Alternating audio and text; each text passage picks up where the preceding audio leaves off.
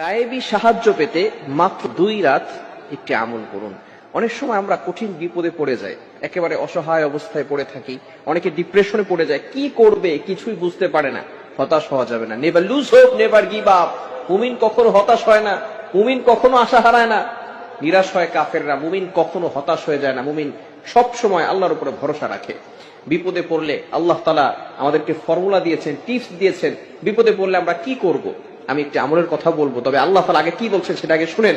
আল্লাহ পাক রব্বুল আলামিন নিজেই বলে দিয়েছেন 2 নম্বর পারার 2 নম্বর পৃষ্ঠার 11 নম্বর লাইন সূরা বাকারার 153 নম্বর আয়াতে রব্বুল আলামিন বলেন, ইয়া আইয়ুহাল্লাযীনা আমানুস্তাঈনু বিস-সাবরি ওয়াস-সালাহ।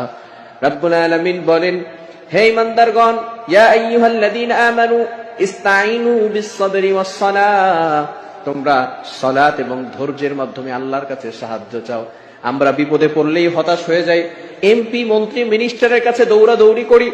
অনেক যদি আত্মীয় স্বজন থাকে যারা ধনী আছে তাদের কাছে যাই, আল্লাহর কাছে সহজে চাইতে চাই না।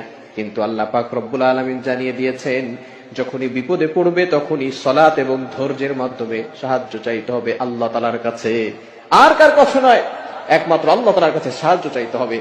আমি একটি আমলের কথা বলবো। রাসূলুল্লাহ সাল্লাল্লাহু আলাইহি ওয়াসাল্লাম আমাদেরকে আমলের কথা শিক্ষা দিয়েছেন, সাহাবায়ে কেরামদেরকে শিক্ষা দিয়েছেন। অনেক সময় সাহাবায়ে কেরাম নবীজির কাছে যেতেন, বলতেন, ইয়া রাসূলুল্লাহ, ইয়া হাবিবাল্লাহ, কিছু আমল আমাদেরকে শিক্ষা দেন, যে আমলের মাধ্যমে আমাদের ঋণ দূর হয়ে যাবে, আমরা হালাল ভাবে ধনী হতে পারবো, কিছু সম্পদ আল্লাহ তাআলা আমাদেরকে দিবেন। নবীজি সাল্লাল্লাহু আলাইহি ওয়াসাল্লাম আমল শিক্ষা দিতেন।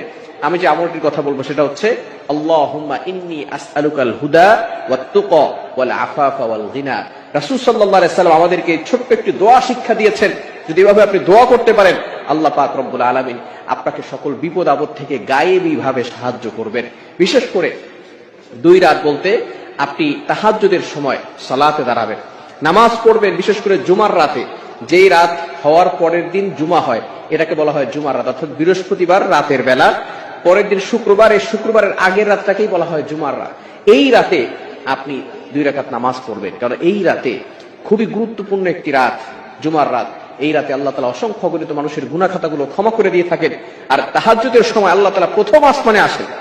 Can you imagine that? আপনি কল্পনা করতে পারছেন? আল্লাহ তাআলা প্রথম আসমানে এসে বান্দাদেরকে ডাকতে থাকেন আর বলতে থাকেন, বান্দা কার কি লাগবে আমি আল্লাহর কাছে চাও, আমি আল্লাহ তাআলা তোমাদেরকে সব ব্যবস্থা করে দিব। আল্লাহ তাআলা নিজে বলতে থাকেন। এই সময়টা আপনি তাহাজ্জুদের সালাতে দাঁড়িয়ে যাবেন, 2 রাকাত নামাজ পড়বেন, অথবা 4 রাকাত নামাজ পড়তে পারেন, কোনো সমস্যা নেই। 4 রাকাত নামাজ পড়ে এরপরে আপনি লা হাওলা ওয়ালা কুওয়াতা ইল্লা বিল্লাহিল আলিয়্যিল আযীম পড়বেন। 100 বার লা হাওলা ওয়ালা কুওয়াতা ইল্লা বিল্লাহিল আলিয়্যিল আযীম এবং 7 বার আল্লাহুম্মা ইন্নী আসআলুকাল হুদা ওয়াত তুকা ওয়াল আফাফা ওয়াল গিনা। এটা পড়ে এরপরে আপনি আল্লাহর কাছে দোয়া করেন।